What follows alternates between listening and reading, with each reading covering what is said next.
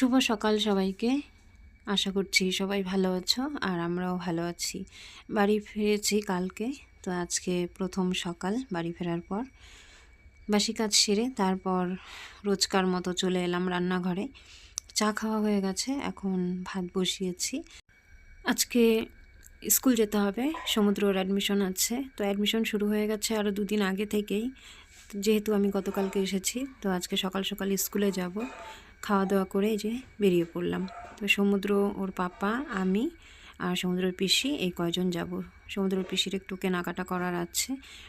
বিয়ের তো আর বেশি দিন বাকি নেই, 40-45 দিনের মতো আছে। তো টুকটাক যতটুকু কেনাকাটা করা যায়, একদিনে তো সম্ভব হবে না। মেয়েদের কত প্রয়োজনীয় জিনিস থাকে, তো যেদিন পারবো, সুযোগ পাবো, সেদিনে গিয়ে একটু একটু করে কেনাকাটা করব। তো এই যে আজকে নিতে এসেছি হাতের চুড়ি, তো কয়েকটা অন্যান্য জিনিসও নিলাম। সমুদ্রর জন্য একটা সাবান নিয়ে নিলাম। তারপরে এই যে মাছ নিয়ে বাড়ি ফিরলাম। আজকে এই ছোটো মাছটাই রান্না করব। অনেক দিন হলো মামার বাড়িতে মাছ মাংস এসব খেয়ে খেয়ে মুখটা যেন একদম কেমন হয়ে গেছে। তো নিরামিষ রান্না করতে চেয়েছিলাম, তো সমুদ্রের পাপা বললো মাছগুলো খুব সুন্দর, এগুলোই নিয়ে যাই। মামার বাড়ি থেকে মূলো এনেছিলাম, তো মূলো দিয়ে সিম দিয়ে মসুর ডাল করলাম, আর ছোটো মাছের চচ্চড়ি করব আলু বেগুন এসব দিয়ে। তো ডাল হয়ে গেছে, এখন মাছগুলোকে কাটবো। সমুদ্র পাপায় আবার কাজের খোঁজে বেরোবে, সেজন্য আগে একটু ডাল ভাত করে দিলাম। তো খেয়ে দিয়ে কাজের জন্য বেরোবে, তো আমি মাছটা পরে কেটে তারপরে যে নুন হলুদ মাখিয়ে এখন ভাজবো। এদিকে স্নানও করে নিয়েছি স্কুল থেকে এসে, স্নান টান করে তারপর রান্না করছি। যেই মাছওয়ালার থেকে মাছগুলো কিনেছে, উনি বলল যে আমাদের বাড়ির পাশে যে নদীটা আছে, এই মাছগুলো নাকি ওই নদী থেকেই ধরেছে। তো এই নদীর মাছ তো এমনি আমাদের বাড়ি থেকেও ধরে, কিন্তু ধরলে পরেও পুঁটি মাছ ছাড়া অন্য কোনো মাছ কিন্তু ওঠে না। এই মাছগুলো ওঠে দুই একটা, তো আজকে যখন কিনে এনেছে তখন সব একই মাছ। এটাকে আমরা বোরালি মাছ বলি। অল্প কটাই মাছ, খুব বেশি না। তো চলো, মাছগুলো ভাজা হয়ে গেছে। এগুলো বেশি ভাজলে আবার ভালো লাগে না, একটু হালকা হালকা ভাজলেই ভালো লাগে। মাছ ভাজা হয়ে গেছে, এখন তুলে নিচ্ছি। এই তেলের মধ্যেই তরকারিটা রান্না করে নেব।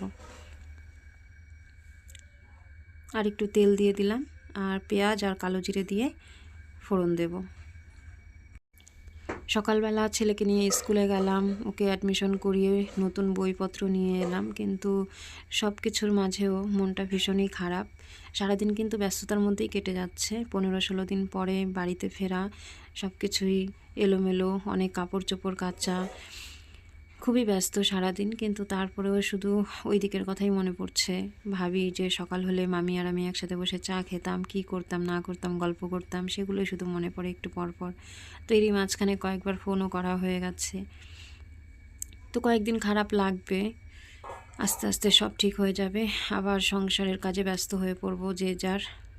এদিকে এনেছে মটর শাক, তো এই শাকটাকে রান্না করব। মাছের ঝোল ফুটে উঠেছে, এখন মাছগুলো দিয়ে দিচ্ছি। মামিকে বললাম, সবাইকেই বললাম মন খারাপ করো না, নিজেকেও বোঝাই।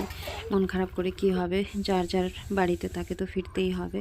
কিছুদিন পরে তো সমুদ্রের পিসির বিয়ে, তখন তো আবার সবাই আসবে, সবাই আবার একসাথে হব। অনেক হাসি আনন্দ মজা হবে যদি সবার শরীর স্বাস্থ্য ভালো থাকে। মটর শাকগুলো কেটে ধুয়ে নিয়েছি, আর এদিকে কুমড়ো ফুলগুলো বড়া করব। তো কড়াইতে তেল দিয়ে দিলাম, তারপর আদা, জিরে, শুকনো লঙ্কা, তেজপাতা এগুলো ফোড়ন দিয়ে মটর শাকটাকে ভাজা ভাজা করে নেব। তারপর চালের গুঁড়িটাকে একটু পাতলা করে গুলে ওই শাকের মধ্যে দিয়ে দেব। এটাকে আমরা বলি শাকের পিটুলি। তো সেটা আর আমি দেখাতে পারিনি, মানে চালের গুঁড়িটা দেওয়া, মাঝে ফোন চলে এসেছিলো। শুধু শাকটাকে কি করে ভাজা করলাম, কি কি ফোড়ন দিলাম, সেটুকুই ভিডিও করতে পেরেছি।